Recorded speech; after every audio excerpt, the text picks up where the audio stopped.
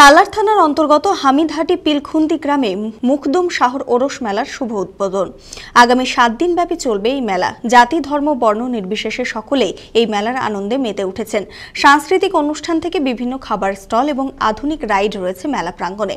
সারা বছর সালারবাসী এই ওরস মেলার অপেক্ষায় থাকেন, এমনটাই জানালেন এক স্থানীয় বাসিন্দা।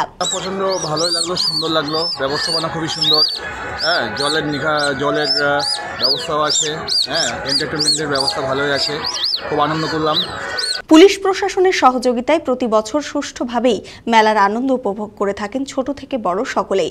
এই ওরস মেলায় বহরমপুর লোকসভা কেন্দ্রের তৃণমূল প্রার্থী অপূর্ব সরকারকে মুখদুম শাহর মাজারে প্রার্থনা করতে দেখা যায়। মেলা অনেক ভালো, মেলাটা অনেক বড়, আমরা অনেক আনন্দ পেলাম। অনেক খেলনাপাতি আছে, অনেক চাপা অনেক কিছু জিনিস আছে। আমরা প্রত্যেকবার আসি, আজকে আসি, পরের বারও আসবো।